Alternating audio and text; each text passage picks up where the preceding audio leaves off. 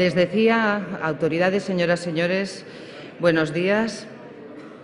En nombre de Nueva Economía Forum, una vez más, les doy la bienvenida a la tribuna Andalucía del Fórum Europa, que organiza con la colaboración del Grupo Santander, y hoy además tenemos que dar la bienvenida también a SISA, que patrocina junto al Grupo Santander esta tribuna Andalucía.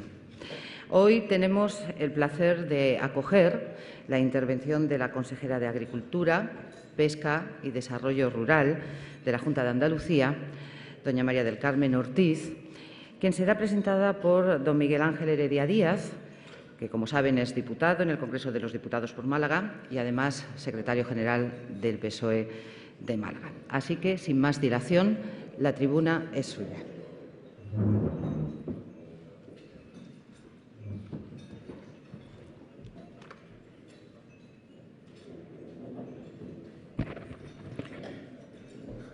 Bien, buenos días a todos y a todas.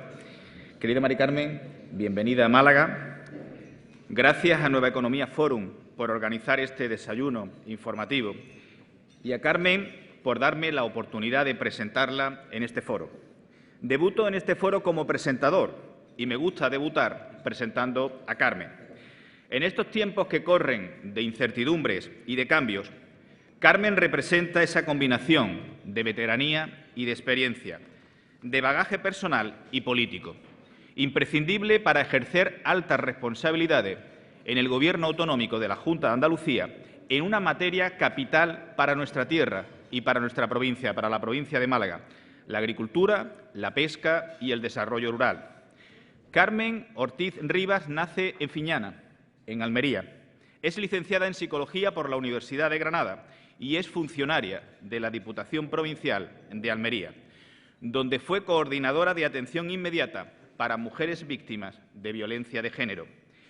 Antes de llegar al Consejo de Gobierno de la Junta de Andalucía, desde 2014 ocupó la presidencia del Instituto de Investigación y Formación Agraria y Pesquera de Andalucía, IFAPA.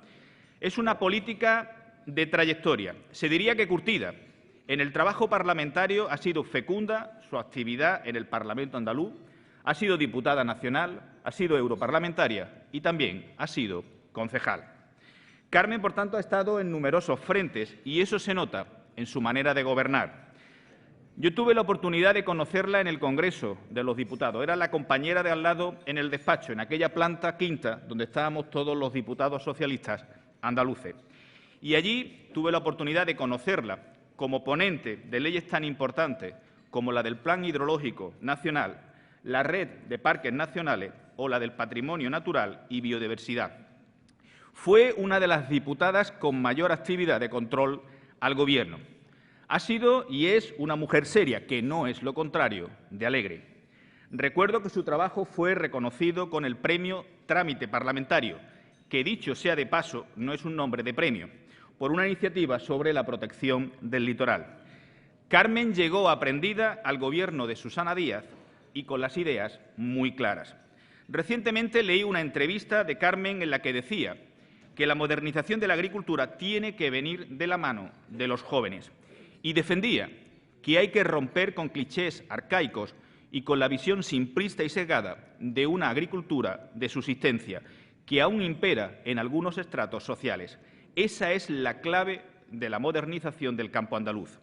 En esta provincia de Málaga, gracias al empuje colectivo y a las políticas de desarrollo rural de la Junta de Andalucía, hoy podemos afirmar que la agricultura y la industria vinculada tiene un potencial de creación de riqueza inimaginable en el comienzo de nuestra historia autonómica. El empeño de la consejera de atraer a los jóvenes a este sector fundamental de nuestra economía tiene una clara visión de futuro.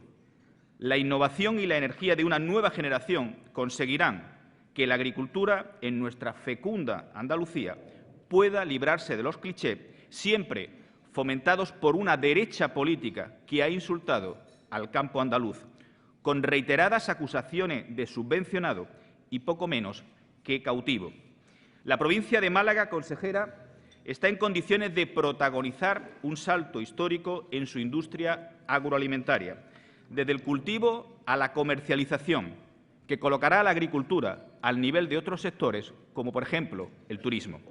Esa ansiada diversificación vendrá de la mano de la innovación empresarial en nuestros sectores tradicionales, es decir, hacer para los tiempos de hoy lo que llevamos haciendo desde hace siglos. Sé que esta provincia, ante este gran reto, tiene a la Junta de su lado y la agenda política de tu departamento mira hacia Málaga. Los pueblos de Málaga necesitan estas políticas de desarrollo rural. Gracias a ellas, la población tiene oportunidades allí donde nació. Pero es que estoy seguro que en un próximo futuro veremos cómo el ámbito rural ofrecerá tantas posibilidades como el urbano. Ese ha sido siempre nuestro objetivo como Partido Socialista, que las oportunidades sean las mismas, exactamente las mismas para los millones de andaluces y andaluzas que viven en nuestros pueblos. Para ello debemos de ser capaces de hacer entender que la innovación y la modernización del sector agrario es lo que va a mejorar las condiciones de vida en el campo andaluz. Y debemos hacerlo procurando poner a disposición de las nuevas generaciones todo el apoyo institucional para impulsar la I+D+I, como sé que tiene como objetivo esta consejería y tú como consejera. Gracias, Carmen, por estar en Málaga, por apoyar a nuestra provincia, por apoyar a Málaga, y tuya es la palabra. Muchas gracias.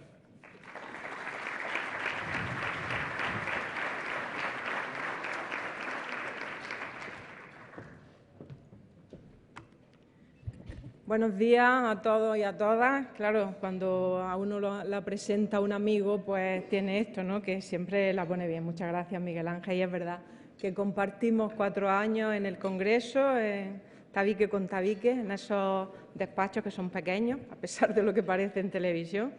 Y yo también lo recordaba a él siempre colgado al teléfono. Ya sabéis que es el que más pregunta del mundo entero, a este Gobierno y al que venga. Bueno, en primer lugar, como digo, buenos días al delegado territorial del Banco de Santander, al ya amigo Alberto Delgado. Hemos tenido oportunidad de compartir ya varios eventos de estas características, al gerente de Asisa, a Rubén Sanz, a la compañera y amiga consejera de Educación, Adelaida, gracias por estar aquí, sé los muchos compromisos que tenía, a Mara Arteaga, que además procedemos los dos de la misma provincia, aunque ella lleva también mucho tiempo fuera de Almería, procedemos los dos de Almería de hace mucho tiempo, al delegado del Gobierno, autoridades, a Miguel de la organización agraria, a alcaldes, empresarios, en definitiva a todos ustedes, señoras y señores, muchas gracias por acompañarnos esta mañana en este acto. Antes que nada, me gustaría también agradecer a los organizadores su invitación para poder dirigirme a ustedes desde esta tribuna, aquí en Málaga, como decía también Miguel Ángel, donde contamos con excelentes ejemplos de desarrollo empresarial, no solo en la agricultura, sino también en otros sectores. Y, por supuesto, también a los patrocinadores, al Grupo Santander, que una vez más muestra su compromiso con el sector agroalimentario. Hoy quiero compartir con ustedes algunas reflexiones sobre el sector agroalimentario, un sector estratégico para Andalucía. Un sector que, a pesar de los grandes avances experimentados, se asocia en demasiadas ocasiones con un sector tradicional, estancado en una actividad económica poco dinámica, reacia a las nuevas tecnologías y con trabajadores, en muchos casos, se piensa que poco cualificados o poco emprendedores. Por eso, yo quiero trasladarles algunas consideraciones de este sector que tiene, más allá de eso, un presente prometedor y con una importante perspectiva de futuro. Una actividad cada vez más moderna, más competitiva y más innovadora. Una modernización que deseamos llegue a todos los rincones del territorio rural y que en los próximos años dará un salto cualitativo de la mano de personas jóvenes que vienen con impulso renovado y con una mayor capacitación. En conjunto, todo el sector primario y la agroindustria andaluza aportan en torno al 8% del Producto Interior Bruto andaluz y en torno al 10% del empleo que se genera en nuestra comunidad. En total, más de 500.000 personas trabajan en algún momento del año en actividades relacionadas con el campo, la pesca, la acuicultura o la industria asociada. Se trata, además, de un sector que ha aguantado mejor que otros la crisis económica por la que hemos atravesado en estos últimos años. No solo por la red de seguridad que proporciona la política agraria común, sino también por el esfuerzo de miles de empresas, de profesionales, que además de fomentar la demanda interna, se han volcado en los mercados internacionales para buscar nuevas oportunidades. De hecho, las exportaciones agroalimentarias llevan más de 5 años batiendo récords en Andalucía. En la última década han crecido las exportaciones un 66%, hasta superar en estos momentos los 8.400 millones de euros. En el caso de Málaga, la producción agraria ronda los 850 millones de euros con datos del 2014 y cuenta con una potente agroindustria con gran vocación exportadora. Esta provincia aporta en torno al 9,5% de todas las exportaciones agroalimentarias andaluzas, concretamente casi 800 millones de euros en el año 2014. Otra de las cualidades del sector que nos ocupa, y una de las menos recordadas, es que es un sector tangible, con una trayectoria sólida y muy cercano a lo que es la economía real. El artífice de algo tan necesario como el suministro de alimentos que consumimos todos los días, pero que a veces no apreciamos lo suficientemente el esfuerzo que ello conlleva. Precisamente esta vinculación a nuestras necesidades más básicas, unida a las expectativas de crecimiento mundial de la población y de las clases medias emergentes, nos permiten ser optimistas sobre la demanda mundial de alimentos en el futuro. En este sentido, Andalucía, como potencia agroalimentaria, debe jugar un papel destacado en el mercado global. El complejo agroalimentario andaluz es, por tanto, un motor de crecimiento para construir una recuperación económica sólida en nuestra tierra. Si somos capaces de afianzar nuestro liderazgo y mejorar la industrialización y la comercialización, todavía tenemos mucho margen para seguir generando valor añadido y para seguir generando empleo. De hecho, contamos con el sector primario más potente de España y, sin embargo, nuestra agroindustria ocupa la segunda posición, por detrás de Cataluña, aunque esperamos que esto se supere en los próximos años. En definitiva, el agro tiene un futuro en todos sus eslabones, desde el campo al mar, a la mesa y muy especialmente en nuestra tierra, en Andalucía. Y hoy, si me permite, quiero ponerles de manifiesto, a través de aspectos fundamentales y que en cierto modo también se retroalimentan entre sí, la importancia de los jóvenes y la innovación. En general, el relevo generacional conlleva también un impulso a la modernización de las explotaciones y a la innovación en el campo, facilitando la adopción de las nuevas tecnologías y el desarrollo de nuevos proyectos de mayor valor añadido que apuestan por la calidad y la sostenibilidad. Esta tendencia se visualiza incluso en el mayor porcentaje de jóvenes instalados, por ejemplo, en explotaciones ecológicas. En concreto, en las solicitudes de ayuda a la producción ecológica, los menores de 55 años suponen más del 50% del total, mientras que en las convencionales, las ayudas convencionales, está en torno al 39%. Además, según los datos de Eurostat, por cada joven que se incorpora a la actividad agraria se crean entre 7 y 10 puestos de trabajo en el medio rural. Son muchos los jóvenes que están viendo en el campo una oportunidad de construir su futuro profesional. Y de forma recíproca, el campo también tiene una oportunidad de renovarse con nuestros jóvenes y fortalecerse para seguir progresando. Prueba de ello es la enorme demanda de las ayudas para la primera instalación de jóvenes productores que hemos convocado, que convocamos el año pasado y que estamos resolviendo en estos momentos.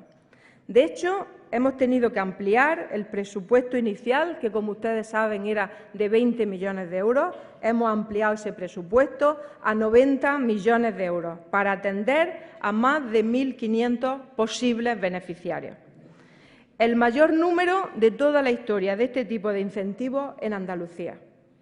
Jaén, Córdoba, Granada, Almería y Sevilla se reparten de forma bastante equilibrada la mayor parte de las solicitudes y la mayor parte de las ayudas que se han solicitado para la incorporación de los jóvenes.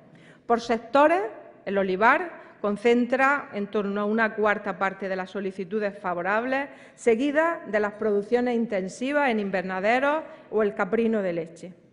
Aquí, en la provincia de Málaga, contamos en principio en torno a 80 jóvenes que podrían recibir una ayuda una vez que se resuelva definitivamente los expedientes, que todavía no están, aproximadamente de más de 5 millones de euros para su primera instalación.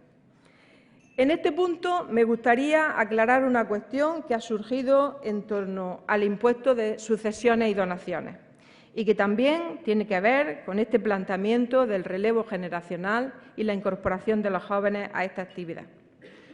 Hay quien dice que este impuesto es una barrera para el relevo generacional en el campo, pero no debemos caer en la demagogia fácil. Actualmente hay un mínimo exento de 175.000 euros y con ello el 93% de las herencias no tienen que pagar el impuesto de sucesiones. Solo lo hace cuantías por encima de ese mínimo exento. El compromiso del Gobierno de Andalucía, como ustedes conocen, es hacer una revisión de ese impuesto, no eliminarlo. Se trata de hacerlo progresivo, para que paguen solo las rentas o las herencias más elevadas. La Consejería de Hacienda, junto con un grupo de trabajo en el Parlamento, ya están analizando el impuesto. Estamos convencidos de que su labor dará buenos resultados y tendrá como consecuencia una reforma razonable. Volviendo al caso de los jóvenes que se instalan en el campo, aquí en Málaga, tenemos buenos ejemplos en el Valle del Guadalhorce, donde se están instalando jóvenes en explotaciones ecológicas, como decía antes, y que van más allá, generando interesantes redes de comercialización y de colaboración en el entorno rural. Se trata de agricultores y ganaderos jóvenes, bien formados, con conocimiento para aplicar nuevas técnicas y poner en marcha nuevos proyectos. Un perfil de joven formado y cualificado que contribuimos a formar también desde el Instituto de Investigación y Formación Agrario y Pesquero, el IFAPA, que ha duplicado la oferta formativa el año pasado para la incorporación de jóvenes formados al sector. De hecho, en el año 2015, el IFAPA ha realizado 414 módulos formativos con cerca de 10.000 asistentes. En un mercado cada vez más globalizado es necesario diferenciarse y potenciar las ventajas cualitativas, es decir, potenciar la calidad, la eficiencia y la sostenibilidad que caracteriza a los productos europeos y andaluces. Y eso solo es posible a través de la mejora continua y de la innovación. Y esto es algo que está presente en las políticas europeas. Precisamente, la Estrategia Europea 2020 plantea el objetivo común de todas ellas y que, como ya sabrán, persigue lograr un crecimiento inteligente, sostenible e integrador. Para coordinar la estrategia de I+D+I entre las diferentes regiones europeas y focalizar mejor los recursos, se han desarrollado estrategias de especialización inteligente, lo que se conoce como el RIS3. Es esencial para Andalucía conseguir niveles más altos de eficiencia y competitividad en términos de investigación e innovación, para contribuir a este crecimiento inteligente, sostenible e integrador que preconiza la Estrategia Europea 2020, en el marco de los objetivos ya fijados para lograr una economía basada en el conocimiento. El complejo agroalimentario andaluz ha alcanzado en estos años importantes hitos que son necesarios reconocer y poner en valor, aprovechando la experiencia y el capital humano para obtener el máximo rendimiento de las directrices y oportunidades que ahora brindan el marco político europeo en materia de innovación y en un entorno globalizado altamente competitivo. Así, la agroindustria y alimentación saludable es una de las 8 prioridades, junto con el turismo, la salud, las energías renovables o las nuevas tecnologías. En el ámbito agroalimentario y pesquero, nuestra comunidad cuenta con un importante potencial científico-técnico. Por un lado, organismos públicos de investigación muy especializados, como les comentaba antes, el IFAPA, que en los últimos 4 años ha ejecutado más de 550 proyectos de I+D y con una financiación de más de 18 millones de euros. Por otro lado, los centros del CSIC, el Instituto de Agricultura Sostenible, el Instituto de la Grasa o la finca La Mayora. Las universidades y el campus de excelencia agroalimentaria, el CIA3. Y, por otro, organismos público-privados y empresas innovadoras y de base tecnológica. La mayoría de ellos trabajan en sectores en los que somos líderes, como el olivar, los cultivos hortícolas intensivos, las fresas y los frutos rojos, las tropicales o la dehesa, por mencionar a algunos de estos sectores. Es decir, existe potencial y masa crítica para desarrollar proyectos y colaboraciones. Pero, sin duda, un reto fundamental será el acercamiento de la investigación al tejido productivo. Tras el análisis de las demandas y necesidades provenientes del sector privado y la orientación de la investigación debe dirigirse a estas necesidades. En este sentido, tenemos que potenciar todos los mecanismos para conseguir una óptima transferencia del conocimiento y su puesta en valor, contribuyendo de esta forma al impulso del liderazgo empresarial que merece la agricultura. Y también conectar mejor las demandas del sector y las del consumidor final, es decir, potenciar una innovación que propicie una mayor comunicación entre los productores, los clientes finales, para lograr un beneficio mutuo. Como me comentaba un empresario del sector hace pocas semanas, al regresar de una importante feria alimentaria, Fruilogística, en Berlín, me decía, mientras volvíamos en el avión: hemos cambiado el chip, consejera. Antes íbamos a la feria a vender lo que producíamos. Producíamos tomates, producíamos aguacates, íbamos a la feria a vender. Me decía, ahora no, ahora vamos a estrechar los lazos con nuestros clientes y a conocer mejor sus necesidades. Y así producimos lo que ellos nos demandan. Producimos lo que nos demanda, no vendemos lo que producimos. Me parece que es una reflexión que remarca la innovación y la adaptación de este sector a los mercados internacionales. Esta anécdota, como digo, ilustra que estamos yendo hacia un modelo de producción, digamos, a la carta, más organizado y coordinado con la demanda. Los poderes públicos tenemos la obligación de hacer que los agentes del conocimiento cooperen, estén interconectados. Debemos trabajar juntos para convertir el conocimiento en innovación, en algo que genere valor para la sociedad. Favorecer sinergias entre sectores como la alimentación, el turismo, la salud, o entre empresas y centros de diferentes especializaciones tecnológicas y alimentarias. Precisamente ese acercamiento entre agentes del conocimiento, empresas y el mundo rural es lo que perseguimos con los grupos operativos de innovación que vamos a impulsar con las políticas europeas de desarrollo rural. Esta medida, que se incorpora por primera vez en los nuevos programas de desarrollo rural, cuenta en Andalucía, va a contar con en torno a 20 millones de euros para todo el periodo 2014-2020. A través de estas líneas de ayuda se podrá financiar, por un lado, la creación de grupos operativos con hasta 5.000 euros por proyecto para poner en contacto a agricultores, ganaderos, industrias que tengan un problema concreto y los investigadores y empresas que puedan desarrollar conjuntamente soluciones. Una vez definido el proyecto y creado el grupo, se podrán presentar a la ayuda para su funcionamiento propiamente dicho, es decir, para desarrollar el proyecto innovador con una cuantía inicial de hasta 300.000 euros por proyecto que se pueden destinar a la adquisición de maquinaria, alquiler de equipos o instalaciones y gastos de personal, etcétera.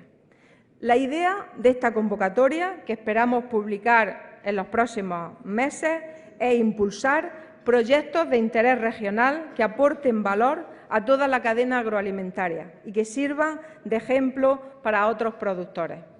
En paralelo a esta línea de incentivos, el Ministerio de Agricultura también realizará una convocatoria similar, pero con la idea de financiar proyectos de interés nacional. Para ello cuenta también con un presupuesto total de 47 millones y los grupos deben incluir a entidades de varias comunidades autónomas o de ámbito estatal. En este sentido, también debemos aprovechar este presupuesto para impulsar proyectos en sectores de gran interés para el país, en los que contamos con un marcado liderazgo.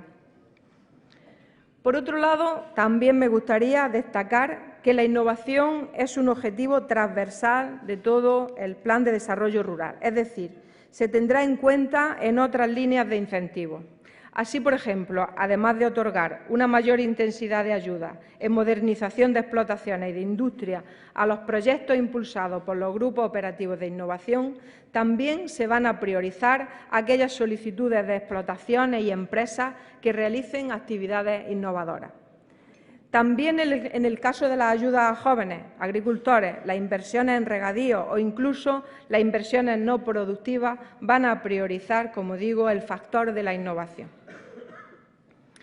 Además de estos incentivos, también me gustaría animarles a aprovechar los diversos instrumentos que existen tanto a nivel europeo como nacional y regional para impulsar el I+D+I en el agro, como el Horizonte 2020 para los proyectos de mayor envergadura, los fondos FEDER, los parques científicos y tecnológicos, los incentivos fiscales o los centros tecnológicos y la Corporación Tecnológica de Andalucía, como uno de los ejemplos de colaboración público-privada para financiar proyectos de I+D+I.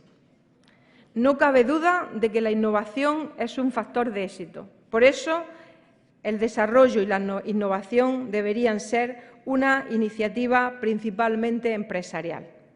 Las empresas que tengan claro lo que quieren y con quién quieren desarrollarlo deben tomar las riendas de sus proyectos e impulsarlos con todas las medidas a su alcance.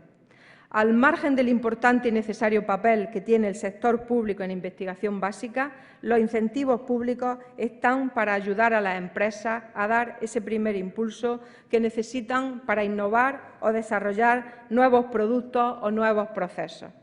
No debemos caer en el error de considerar los incentivos como un fin en sí mismo.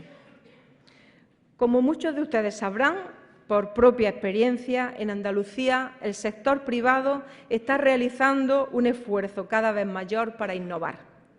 Según los datos del INE, desde 2002 hasta 2013, las empresas agroalimentarias andaluzas han invertido un total de casi 1.000 millones de euros en actividades de innovación y 288 millones de euros en I+D interna. Son, desde luego, cifras elevadas, pero para hacernos una idea, esto supone que el sector agroalimentario andaluz invierte cada día 300.000 euros en actividades de I+D+I. No obstante, aún nos queda camino por recorrer. De hecho, la intensidad de innovación de la industria agroalimentaria andaluza está todavía por debajo de la media nacional. Concretamente, en el 2013, la inversión en innovación de este tipo de empresas en Andalucía fue del 0,4% sobre su cifra de negocio, frente al 0,6% a nivel nacional. Hay empresas que pueden pensar que no hay rentabilidad en este tipo de inversiones o que les parece que no pueden asumir su coste. Pero no hay que tener miedo al fracaso. De hecho, solo 1 de cada 10 nuevos lanzamientos en productos de gran consumo en España llegan a tener éxito. Lo importante es aceptar que habrá fracasos, aprender de ellos para seguir mejorando y potenciando los éxitos que ya hemos cosechado. Llegado a este punto, es necesario poner en valor los avances desarrollados aquí en Andalucía de innovaciones agrarias y alimentarias, como los proyectos relacionados con la bioeconomía y la economía circular para el aprovechamiento de la biomasa o de los subproductos. De hecho, la Comisión Europea nos ha elegido, junto a otras 5 regiones europeas, como modelo de demostración en este ámbito. El desarrollo de nueva maquinaria para la recolección del olivar a través del proyecto Mecaolivar de 3,88 millones de euros, cofinanciado por el Ministerio de Economía y la Interprofesional del Aceite de Oliva Español. El desarrollo de nuevas variedades y la producción de semillas, como en el caso de la fresa o incluso recientemente el garbanzo resistente a un hongo que lo debilita. Las semillas y variedades son un insumo estratégico y donde existe una fuerte competencia, tal y como ha puesto de manifiesto, como saben, la reciente adquisición de Syngenta por parte de una empresa con capital por más de 40.000 millones de euros. El avance hacia nuevas variedades de frutas tropicales más adaptadas a los mercados y al medio, así como el desarrollo de nuevos productos como el guacamole o los zumos naturales que he tenido oportunidad de comprobar.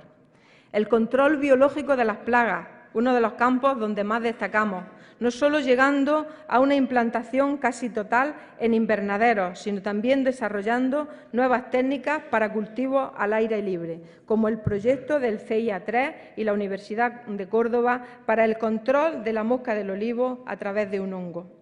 Este tipo de prácticas tiene mucho de conocimiento detrás, pero puede dar muy buenos resultados. Por ejemplo, en Almería, por darles un dato, se exporta en fauna auxiliar para invernaderos, bichitos, como les decimos, más de 800 millones de bichos al año. También se están realizando grandes avances en tecnología de invernaderos y cultivos bajo plástico, así como en robótica y agricultura de precisión, con el uso de los drones, los GPS o imágenes de satélite. Seguramente muchos se preguntan ¿hacia dónde tenemos que dirigir nuestro esfuerzo en materia de innovación? Lógicamente, cada subsector, cada empresa tiene sus propios retos, pero permítanme mencionarles algunos que considero estratégicos. Mejora de la eficiencia en el uso de los recursos, especialmente el agua o la energía, tanto en el campo como en la industria. El cambio climático, en uno de los grandes desafíos a los que nos enfrentamos y debemos hacer esfuerzos para ir hacia una economía baja en carbono y unos sistemas de producción que, además de mitigar las emisiones de gases de efecto invernadero, se adapten a los escenarios previstos para Andalucía.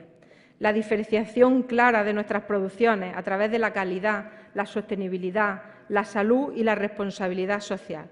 Por ejemplo, con nuevas variedades más sabrosas, preparadas con menos aditivos, técnicas de control biológico de plagas o un mayor compromiso con el entorno y los recursos naturales.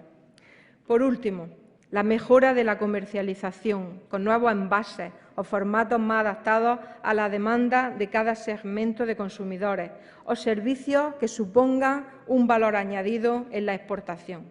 Y también aprovechar las nuevas tecnologías para estar en contacto con los clientes finales y conocerlos mejor, tal y como me consta ya están haciendo la mayoría de las empresas exportadoras andaluzas. Desde luego, son muchas las posibilidades y también las disciplinas que pueden participar en el progreso de este sector. De hecho, el agro demanda más I+D+I de lo que piensa mucha gente, como les decía al inicio de mi intervención. Y estoy segura de que atraerá mucho talento en los próximos años. En definitiva, contamos, por un lado, con el potencial investigador, científico y técnico, y, por otro, con empresas y productores líderes, con productos de valor añadido y gran vocación exportadora. Por ello, debemos aprovechar las oportunidades que se abren en este nuevo marco comunitario para trabajar en común y lograr soluciones que beneficien al sector y a la sociedad, generando riqueza y generando empleo en Andalucía. Por ello, como digo, debemos participar en un sistema de innovación con vocación internacional, más colaborativo y orientado a los resultados. Alguien dijo una vez que la mejor forma de predecir el futuro es inventarlo. Por eso debemos esforzarnos todos por inventar el futuro que merece el sector agroalimentario andaluz. Muchas gracias.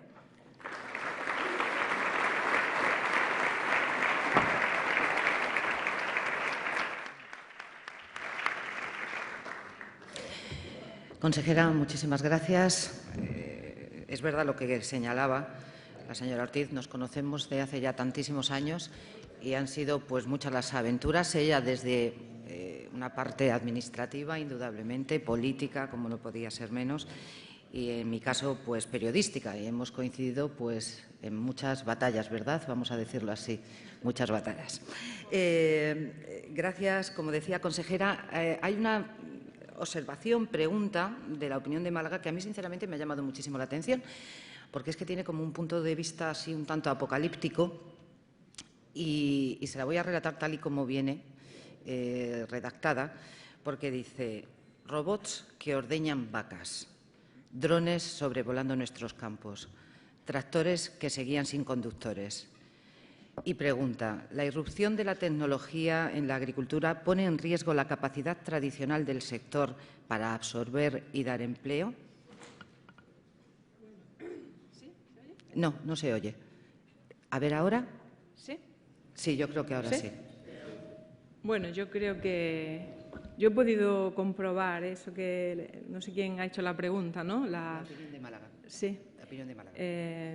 Y a ganadería, donde he podido comprobar que el ternerito se acercaba a tomar su porción de leche y con un chip me explicaba, era una ganadera, además mujer, en Granada, y me explicaba que la máquina detectaba si el ternero había tomado demasiado pronto su dosis de leche y se la negaba.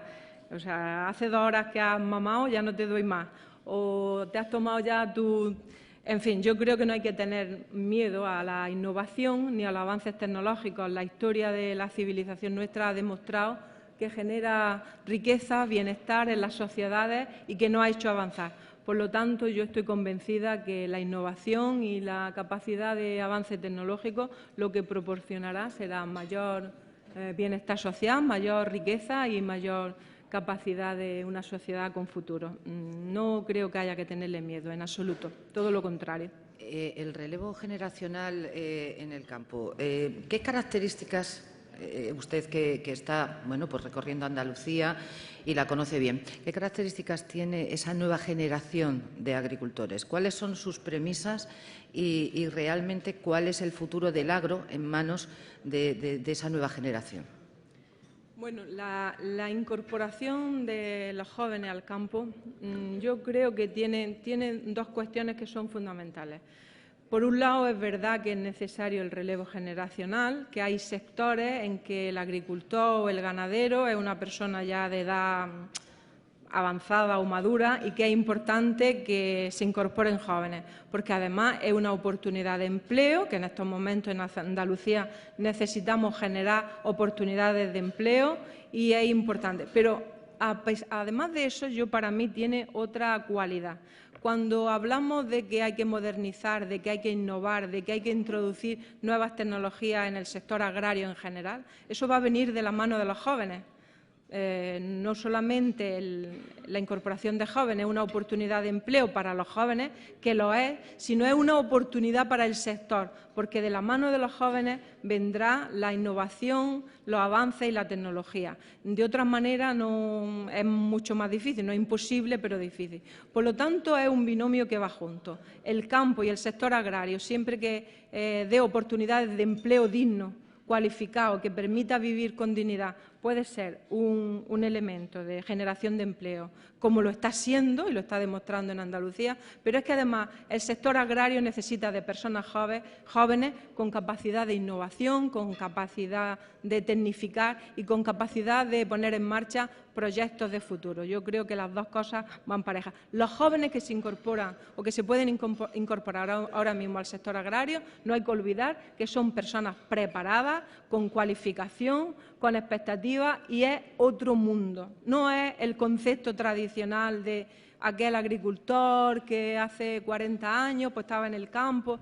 No, es otra cosa. Gente cualificada, gente innovadora y gente que tiene potencial para, como digo, a dar el empujón que además el sector agrario, necesita en Andalucía. Podemos decir que entonces que estamos en ese momento en el que ya está cambiando el modelo productivo agrario andaluz, está cambiando el modo y el modelo de lo que era nuestro agro.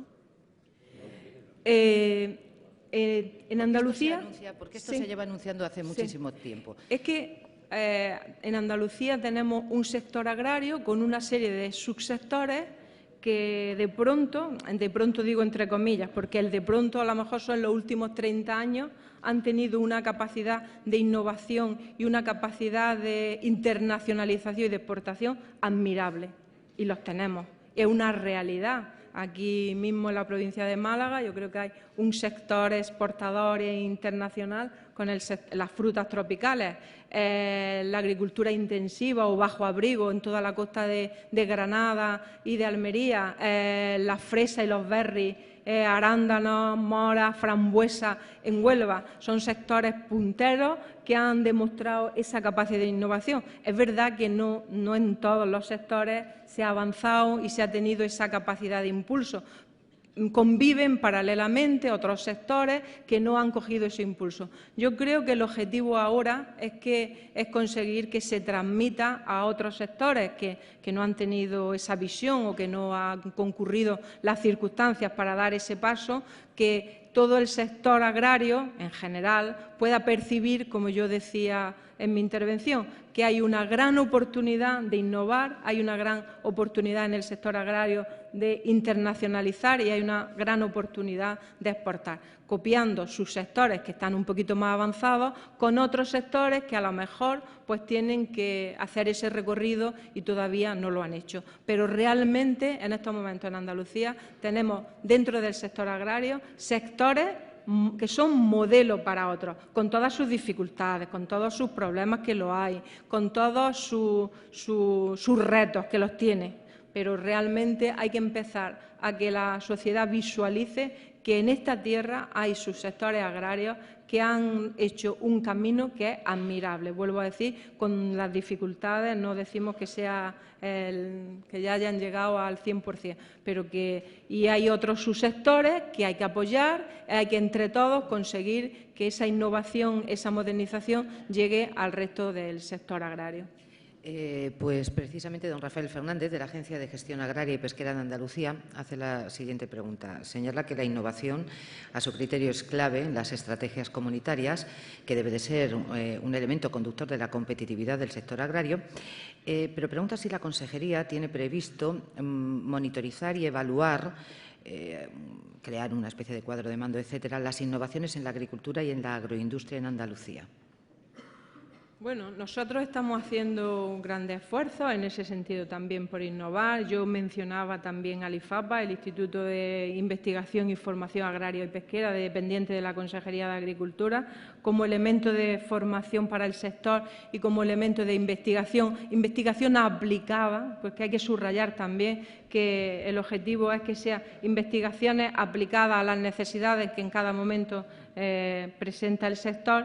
Y también, por poner otro ejemplo, la semana pasada o hace 2 semanas tuve la oportunidad de presentar, por ejemplo, en la Feria de Berlín, una aplicación para móviles del Observatorio de Precios y Mercados que tiene la Consejería de Agricultura en su propia página web, porque en el que se recogen más de 64 productos y se recogen los precios de esos productos que se facilitan a través de las propias empresas y hemos presentado una aplicación para móvil, para operativos móviles, porque, como digo, este sector también es innovador y en la mayoría y en muchos casos, pues a través de las aplicaciones móviles el agricultor puede planificar, prever cómo van a ir los mercados, cosas tan sencillas que te dice el sector cuando está cerca de él: ¿cuándo corto los tomates? ¿Esta semana o me espero a la que viene? Pues si yo tengo datos, información, pues igual las decisiones que tomo son más acertadas. Como digo, todos son mecanismos de innovación y de tecnificación que entre todos, también lo que pregunta, yo creo que vamos a seguir avanzando. Innovación, por ejemplo, en el control biológico, con control biológico y fauna auxiliar, por ejemplo, para controlar plagas. Sin embargo, nos encontramos aspectos como, por ejemplo, muerte de abejas por plaguicidas y, por ejemplo, don Juan Antonio Romero Varo, de Horticultores El Torcal, se preocupa por la innovación, pero, por ejemplo, referido al mundo de las semillas.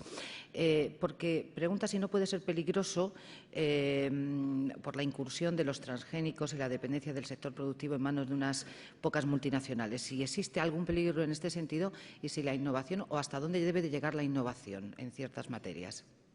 Bueno, es verdad que en materia de semillas, la empresa de semillas y el control de la producción de semillas es un sector estratégico a nivel mundial. Ya no hablamos de Andalucía ni de España.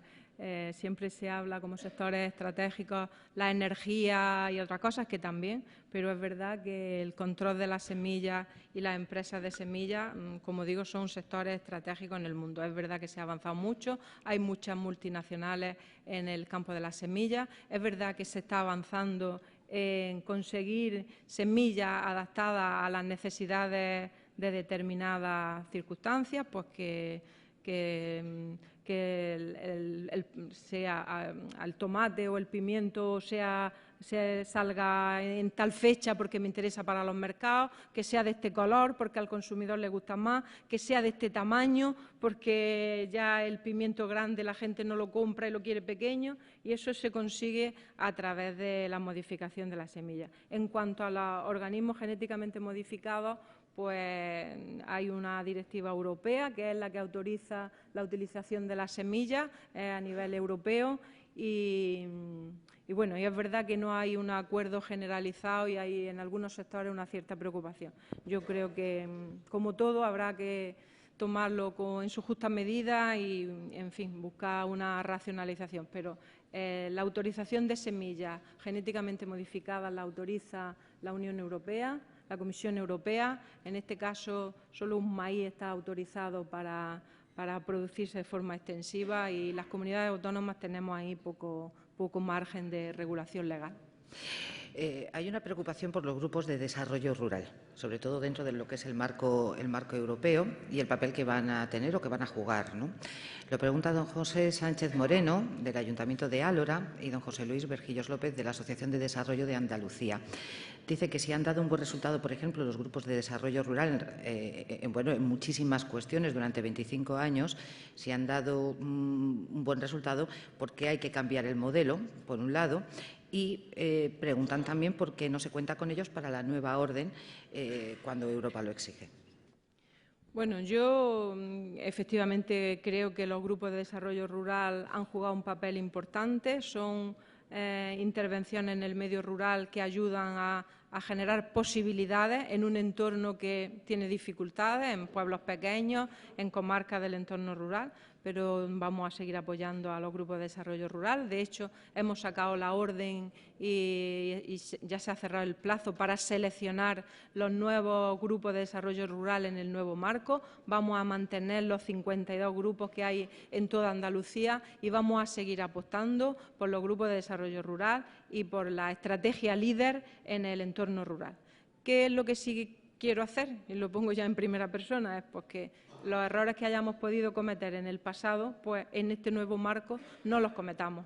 Y en eso vamos a trabajar, y estoy trabajando y vamos a seguir trabajando. Vamos a contar con todo el mundo, por supuesto, y lo único que pretendemos, pues las dificultades, los errores que se han podido cometer, aprender de nuestros errores y en el nuevo modelo, pues subsanar en la medida de lo posible. Pero sin ninguna duda seguimos apostando por los grupos de desarrollo rural. La orden ya ha salido, ya se han solicitado 52 grupos para toda Andalucía y prueba de la apuesta de la Junta de Andalucía por los grupos de desarrollo rural es que, como saben, para acabar el marco, la Junta de Andalucía puso de presupuesto propio 1.400.000 euros para que los grupos acabaran el marco anterior, acabaran los proyectos y no hubiera que despedir a nadie antes que empezara el nuevo marco.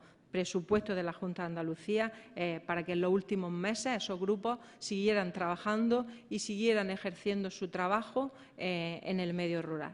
Reitero, vamos a seguir apostando con los grupos, pero vamos a aprender de los errores y vamos a trabajar para que esos errores no se vuelvan a producir en el futuro. Por cierto, hablando de Europa y reparto en esta ocasión de dinero, precisamente los fondos del Programa de Desarrollo Rural, esos fondos FEADER, para el actual marco del 2014 al 2020, nuestra comunidad autónoma, Andalucía, es la que menos fondos recibe respecto al marco anterior, la comunidad que menos fondos recibe respecto al marco anterior. ¿Qué explicación le da a estas cifras? Y exactamente desde la Consejería que se le diría al Gobierno central, bueno, ahora mismo en funciones, por supuesto, y en este caso también qué hacer con esos fondos europeos que vienen y cómo hacer los repartos de esos fondos. Bueno, los números no se prestan a interpretaciones, son datos objetivos. Y como son datos objetivos, pues hay que decir que el nuevo marco del Programa de Desarrollo Rural, Andalucía, ha sido la única comunidad, digo la única porque es la única, no hay ninguna otra de las 17, en el que el presupuesto del Programa de Desarrollo Rural se le ha recortado en 300 millones de euros. Para todo el marco hasta el 2020. En concreto, un 10%. Bueno, en concreto, un 9,9%. Ninguna otra comunidad de España ha visto recortado su presupuesto en los fondos para los programas de desarrollo rural. Algunas se han quedado igual y otras han crecido un 9 o un 10%. Entonces, ese fue el reparto que en su momento hizo el Gobierno de España y Andalucía nos tocó 300 millones de euros menos de los fondos FEADER.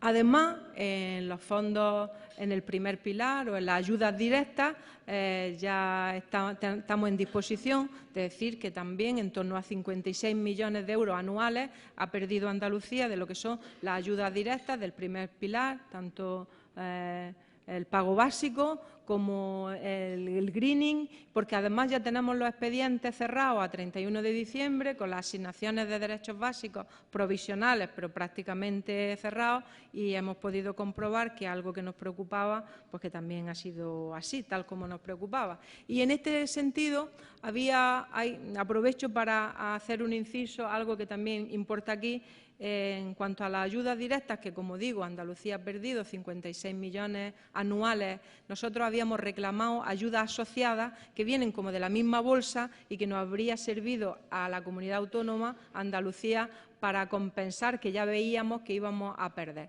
Y digo esto porque habíamos pedido ayudas asociadas para la uva de pasa. Lo digo porque estamos en Málaga. Vamos a seguir solicitando ayudas asociadas para la uva de pasa, no nos la han dado. En el 2016 ahora hay una revisión. Nosotros vamos a seguir presentando toda la documentación necesaria para explicar ante el Gobierno de España y el Gobierno ante la Comisión Europea que la uva de pasa es un sector que en riesgo de baja rentabilidad y en riesgo de abandono por baja rentabilidad, con lo cual entra en el concepto por el cual se dan ayudas asociadas. por tener baja rentabilidad y por estar en riesgo de pérdida de ese cultivo. Vamos a seguir pidiendo ayuda asociada para la uva de pasa y como también para el olivar en pendiente. En general son los dos conceptos que habíamos solicitado que no se nos había tenido en cuenta y que en 2016 reiteraremos con los informes perceptivos.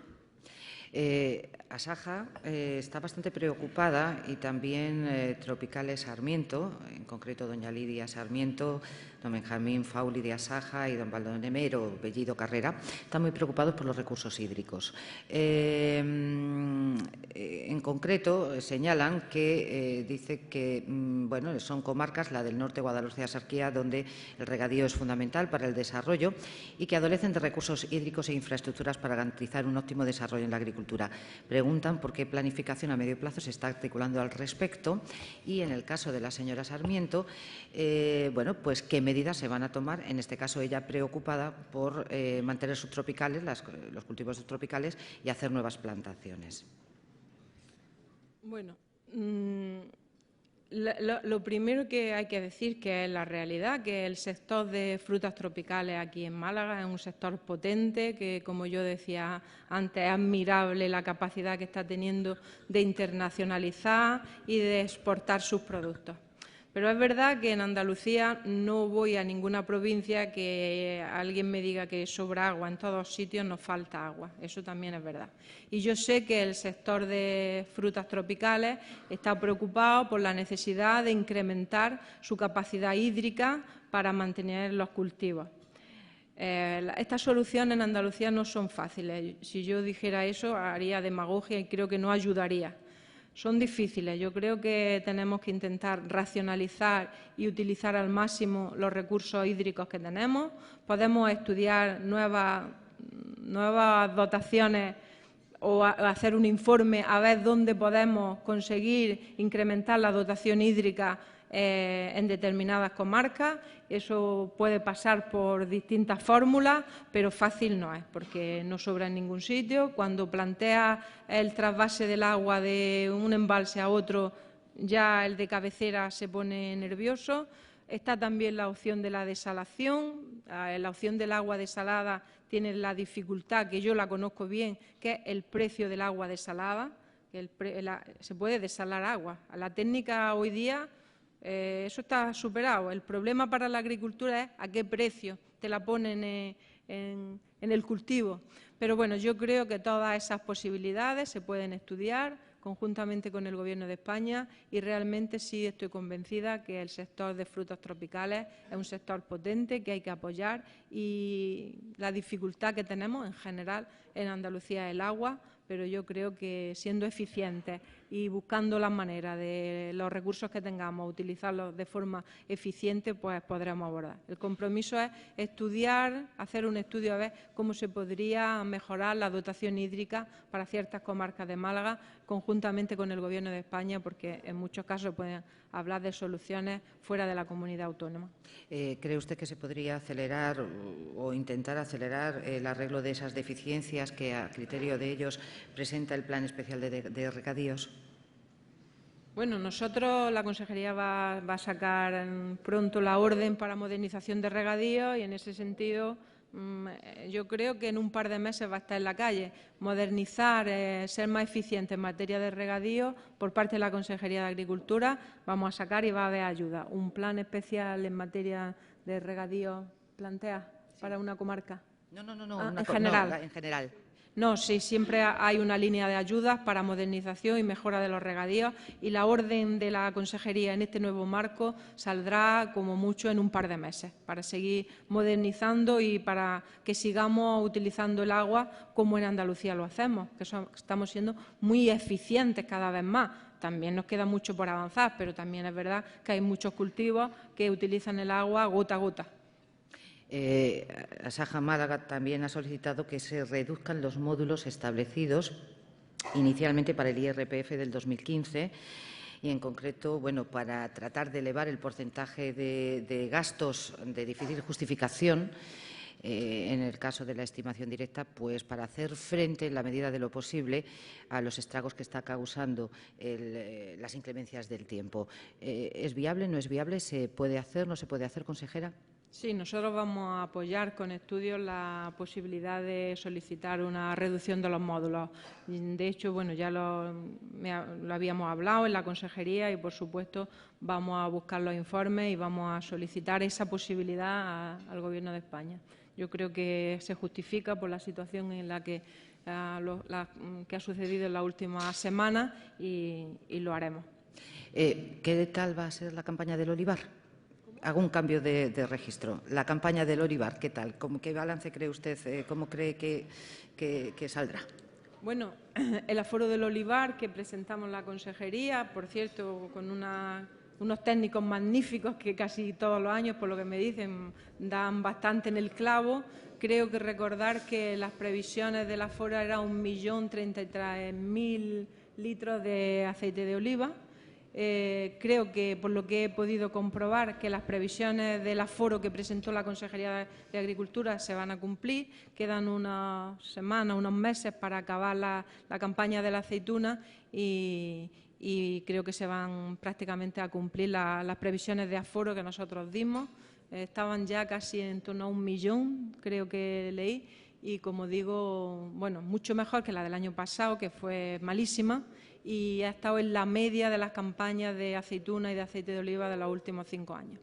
¿Debemos de temer a los países emergentes? Y cuando digo emergentes, todos sabemos a quiénes nos referimos. Esa competencia que tenemos, por ejemplo, en el norte de África con una mano de obra muchísimo más barata. Bueno, yo creo que temer no tenemos que temer a nadie, ¿no? En la vida no se puede vivir temiendo. Lo que hay que competir con las mismas reglas. Eso sí creo que es justo plantearlo. Nosotros creo que podemos diferenciarnos en materia agrícola en base a la calidad y a la seguridad alimentaria en nuestros productos, que es muy valorado en los mercados europeos. Y yo creo que temer no, pero sí vamos a pedir que las reglas del juego sean iguales para todas o las reglas del mercado y las exigencias en cuanto a calidad y controles sean iguales para todos. Vamos a ver, desde la Hacienda El Álamo, el señor o la señora Barrio Nuevo, no lo sé muy bien porque son iniciales, y don Baldomero Bellido Carrera, de nuevo, otra vez de Asaja, hacen una pregunta relativa al impuesto de sucesiones y donaciones. Quieren profundizar un poco en esta cuestión, ¿no? Quieren saber cuál es el compromiso real y verdadero de la Junta de Andalucía en la reducción de ese impuesto. Si no considera que es un impuesto injusto, que en otras comunidades no hay, que hay en Andalucía, que sí es injusto para los andaluces. Y, indudablemente, en el caso de Asaja, del señor Bellido, dice que para cuándo exactamente, una fecha, para ver cuándo se va a llevar a cabo esa reforma del impuesto.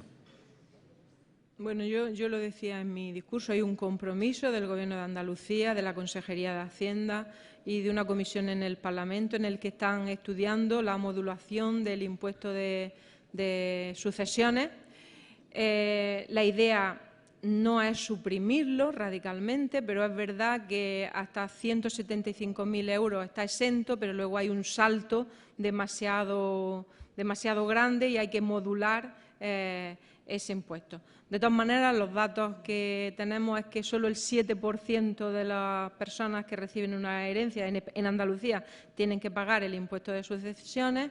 En cuanto al tiempo, yo creo que a lo largo de este año la Comisión se está reuniendo y la Consejería de Hacienda me consta que lleva los trabajos bastante adelantados en este tema y se pondrá sobre la mesa del Parlamento y del Gobierno una propuesta de modulación del impuesto de sucesiones, como digo, que no haya el salto que ahora mismo hay de 175, pero sin plantear una reducción total, porque me permiten en confianza, el objetivo tampoco puede ser que Andalucía, las grandes fortunas que también hay, aunque pocas, las herencias no tengan que pagar nada. Yo creo que nosotros no planteamos eso, pero sí que sea modulado y que sea razonable. Y en relación a a otras comunidades, que me planteaba algo, la responsabilidad de haber armonizado a nivel de todo el Estado español el impuesto de donaciones y sucesiones es del Gobierno de España, que en su momento no lo ha hecho. Yo creo que a lo mejor estaría bien, como en otras muchas cuestiones, en los territorios, que hubiera una armonización legislativa en cuestiones para que todo el mundo nos trataran con la misma vara de medir. Hemos hablado de agricultura, pero indudablemente, por ejemplo, pues don Antonio Barrabino dice, muy bien, el sector agrícola ya sabemos algunos planes, pero ¿qué pasa con el sector pesquero? Se pregunta. Y por otro lado, doña Pilar de Torre Martínez dice que ¿por qué se ha reducido la asistencia a ferias del sector de la pesca? Las ferias del sector de la pesca y si se va a ir a la Seafood 2016, que es la más importante a nivel mundial. Es decir, planes para la pesca, esa visibilidad de la comunidad autónoma en algunas ferias del sector. ¿Y qué pasa con también, esto ya lo pregunto yo, con materia de pesca, Andalucía, Portugal, esas relaciones, cómo están? Bueno, el sector de la pesca también es muy relevante en Andalucía, sobre todo porque tenemos una gran parte del litoral y sobre todo muchas zonas que tienen una gran repercusión. De todas maneras, las cuotas pesqueras que al final condicionan todo, fundamentalmente las actividades y de los barcos, vienen dadas por la Comisión Europea, que regula el sector, y eso es verdad que en muchos casos las dificultades, pues mantener la sostenibilidad de los mares y la sostenibilidad y la viabilidad económica de los trabajadores del mar, pues hay que buscar que haya un equilibrio y que pueda adelantarse. En relación a la participación en las ferias de pesca, pues la semana pasada es verdad que ahora hay una feria de pesca a final de mes, creo que era, y lo digo porque nos lo plantearon en Berlín, en la feria en Fruilogística, una empresa de pesca, no me acuerdo del nombre del empresario. Hicimos las gestiones porque además estaba la Consejería de Agricultura y Pesca y estaba Extenda, y Extenda desde la feria misma estuvimos haciendo gestiones, llamamos a Extenda, estuvo llamando para reservar espacios y para ver la posibilidad de que, aunque era muy precipitado, se participara. Desde la Consejería, desde luego, vamos a apoyar la participación en esas ferias de pesca. Creo que las ferias en general para el sector agrario y pesquero son importantes y en la medida en que podamos lo vamos a hacer. Ya digo que esta que hay pronto, desde Fruilogística con Extenda, estuvimos llamando porque nos lo dijo un empresario que no había reserva para reservar espacio y no sé al final cómo ha quedado, pero lo vamos a intentar. Por la parte de la Consejería de Agricultura y Pesca, sí vamos a apoyar la participación en las ferias de pesca. Creo que son también importantes. COAG Málaga pregunta, crisis de precios en las hortalizas, leche de vaca, leche de cabra, pone estos sectores contra las cuerdas, asegura. ¿Qué va a hacer la Consejería en este caso? Sobre vacuno de leche solo quedan, o de vacuno de leche, mejor dicho, perdón, solo quedan 20 explotaciones en Málaga. Y una pregunta en este mismo sentido, pero es de la Asociación de Cabra Malagueña, de don Juan Micheo, también pregunta un poco en este sentido qué es lo que va a hacer para fomentar este sector productivo que es deficitario en investigación e información, dice. Bueno, en cuanto a los precios, los mercados, es verdad, ha habido dos situaciones de crisis de precios en el sector de hortícola. Este año ha habido una caída de los precios. Siempre hay caídas en los mercados, me estoy refiriendo al sector de hortalizas fundamentalmente.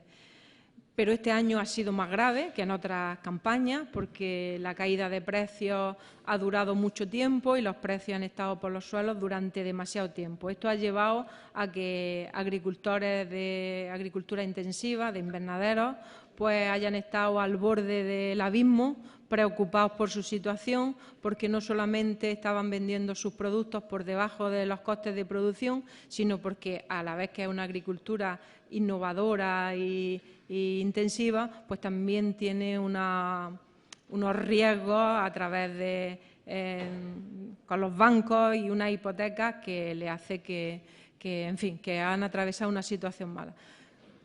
¿Cuál ha sido la situación? Pues hay múltiples razones que explican esa caída de precios del sector hortícola en estos últimos meses.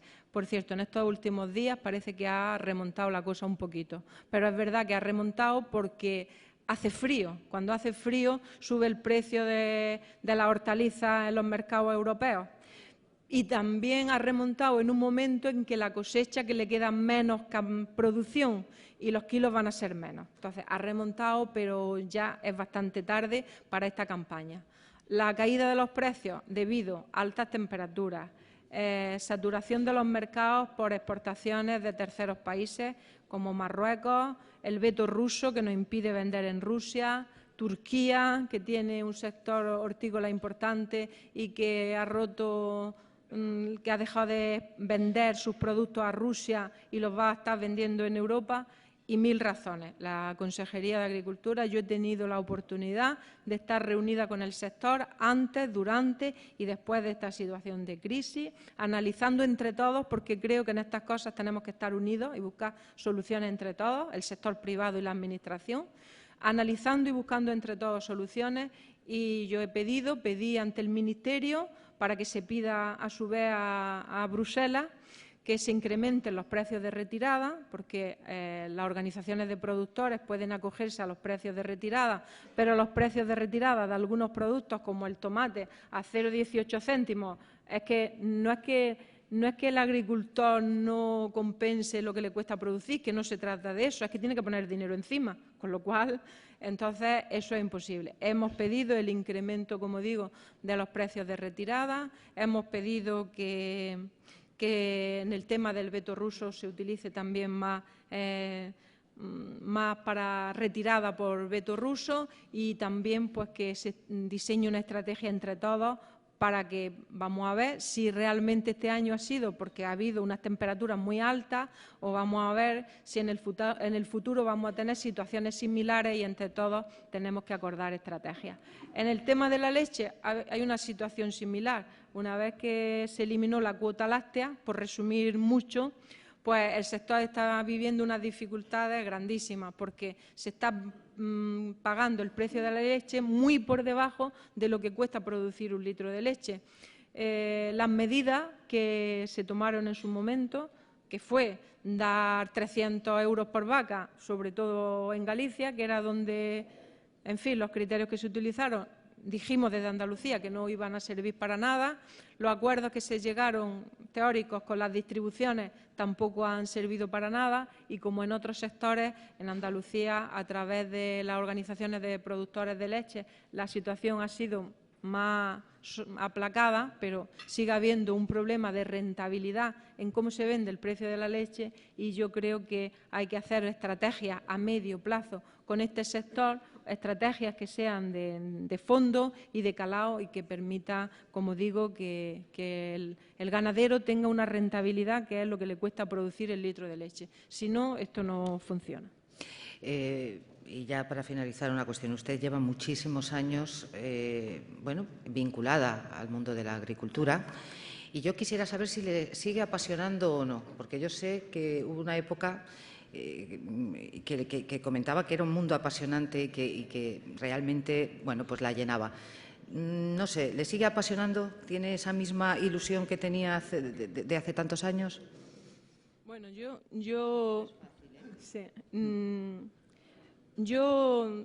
quiero decir que la vida te mueve la ilusión por las cosas. Cuando uno tiene ilusión por algo, todo es fácil. Yo he encontrado en este sector, en el sector agrario, la motivación que me da un sector que realmente es tangible, que realmente cada día aprendo de los agricultores, de los ganaderos, de las cosas que hacen bien, y en ese sentido de verdad me apasiona. Cada día puedo escuchar a un sector que es tangible, que tiene futuro, que tiene capacidad de avanzar, en los que tenemos retos por delante, y sinceramente digo que que me apasiona y me ilusiona porque cada día aprendo de este sector, del sector agrario, del sector ganadero y del sector de la pesca. Realmente, cuando yo lo comentaba antes, cuando venía en el avión con los 300 agricultores que habían ido de Almería a Fruilogística, y de verdad, no doy el nombre para que está feo, ¿no? Conversaciones privadas, me decía un agricultor que resumía todo, lo decía claramente, decía: consejera, es que nosotros antes íbamos a las ferias a vender, lo he dicho en el discurso, pero es que me pareció una frase que resumen tanto una estrategia comercial. Íbamos a las ferias a vender lo que habíamos producido, es decir, nosotros producíamos los tomates, los pimientos y no íbamos a las ferias a ver cómo lo vendíamos. Dice, ahora no, ahora vamos a las ferias, escuchamos lo que quieren los mercados europeos y nos venimos y lo plantamos. Producimos lo que quieren ellos, no vamos a vender, volvemos a producir lo que quieren. Entonces, en ese sentido, un sector que me apasiona porque merece la pena y porque cada día puedo aprender muchas cosas de todo el futuro que tiene este sector por delante, y en Andalucía más, porque tampoco tenemos algunos, pero no tenemos tantos sectores con capacidad de generación de riqueza y de generación de empleo como este sector lo ha demostrado en los últimos años en situaciones difíciles y de crisis. Gracias, consejera. Y don Rubén Sanz, gerente de Asisa en Málaga, es quien va a clausurar este acto. Bueno, pues desde aquí mismo agradecer a la mesa, a la ponente, desde luego a su presentador, agradecer a mis compañeros de mesa la invitación y decirles que si ustedes siguen nuestra estrategia de comunicación, la estrategia de Asisa en prensa y en televisión, verán que no procuramos vender, sino procuramos hacer algo que se llama publiterapia, y me parece que esta iniciativa es absolutamente coherente con eso. Primero, porque ponentes que nos estimulen intelectualmente pues garantizan, son preventivos con el Alzheimer, y en segundo lugar, porque hay otra cosa que recomendamos, que es el optimismo. La consejera nos ha presentado su pasión por el sector. El optimismo también es bueno para la salud. A mí casi me daban ganas de pasar del sector del seguro al sector agropecuario. Es verdad que luego ustedes con sus preguntas me han moderado la ilusión, pero en todo caso agradecerles que hayamos tenido esta sesión de publiterapia. Es verdad que todos habremos echado en falta otra cosa que recomendamos en la publiterapia, que es nuestro poquito de aceite de oliva de la tierra. Nada más, muchas gracias y disfruten del resto.